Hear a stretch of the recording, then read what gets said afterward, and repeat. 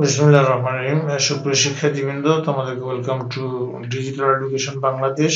আজকে আমরা শিখব ষষ্ঠ অধ্যায় কর্মমুখী প্রকৌশল শিক্ষার ২ সপ্তম শ্রেণী ভোকেশনাল রচনামূলক প্রশ্নোত্তর। পৃষ্ঠা নম্বর হলো ১২৮। আজকে সর্বশেষ দুইটি প্রশ্ন ছিল। ৬ নম্বর প্রশ্ন, হেডফোন ও মাইক্রোফোনের মধ্যে পার্থক্য তুলনা করো। হেডফোন এর প্রধান কাজ হলো যে গান শোনা, অডিও শোনা বা ভিডিও দেখার সময় শব্দ উৎপন্ন করা। গঠন হলো দুইটি স্পিকারের সাথে একটি হেডব্যান্ড থাকে যা ব্যবহারকারীর মাথায় থাকে। প্রকারভেদ হলো ওভার ইয়ার, অন ইয়ার এবং ইন ইয়ার ইত্যাদি ধরনের হেডফোন বাজারে পাওয়া যায়। শব্দ গ্রহণ, হেডফোন কোনো শব্দ গ্রহণ করে না। আর পক্ষান্তরে মাইক্রোফোন হলো প্রধান কাজ হলো শব্দ গ্রহণ করে সেটাকে বৈদ্যুতিক সিগন্যালে রূপান্তর করা। এই সিগন্যাল রেকর্ড করা যায় বা অন্য ডিভাইসে পাঠানো যায়। গঠন হলো একটি ছোট যন্ত্র যাতে শব্দ গঠনের জন্য একটি সেন্সর থাকে। প্রকারভেদ হলো condenser microphone, dynamic microphone, ribbon microphone ইত্যাদি। বিভিন্ন ধরনের মাইক্রোফোন পাওয়া যায়। শব্দ উৎপাদন, মাইক্রোফোন কোনো শব্দ তৈরি করে না। এরপরে ৭ নম্বর প্রশ্ন এবং সর্বশেষ প্রশ্ন, মডেম ও রাউটারের মধ্যে তুলনা করো।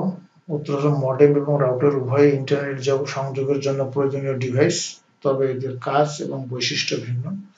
নিচে এই দুইটির মধ্যকার প্রধান পার্থক্যগুলো তুলে ধরা হলো। মডেম, মডুলেটর, ডিমডুলেটর শব্দের সংক্ষিপ্ত রূপ হলো মডেম। এর কাজ হলো ডিজিটাল ডেটাকে অ্যানালগ সিগন্যালে এবং অ্যানালগ সিগন্যালকে ডিজিটাল ডেটাতে রূপান্তর করে। কম্পিউটারের ভাষা হলো ডিজিটাল, অন্যদিকে টেলিফোন লাইন বা কেবলের ভাষা হলো অ্যানালগ। এই দুইয়ের মধ্যে সংযোগ স্থাপন করে মডেম।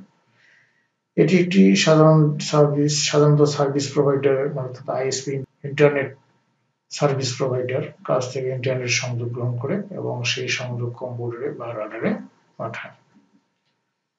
এরপরে ছিল রাউটারের কাজ কি। রাউটারের প্রধান কাজ হলো একাধিক ডিভাইসের মধ্যে নেটওয়ার্ক তৈরি করা এবং ডেটা প্যাকেজগুলোকে সঠিক ঠিকানায় পাঠানো।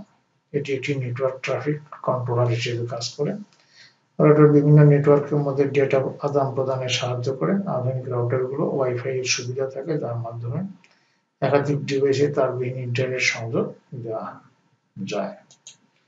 শিক্ষার্থীবৃন্দ, তোমাদের এই ষষ্ঠ অধ্যায় শেষে হলো। তোমাদের বইয়ের প্রশ্ন অনুশীলনীগুলো উত্তর দেওয়া সম্ভব হয়েছে। আশা করি তোমরা যদি উত্তরগুলো দেখো উপকৃত হবে। তো তোমাদের সার্বিক মঙ্গল সুস্বাস্থ্য কামনা করে সেখানে বিদায় নিচ্ছি। খোদা হাফেজ।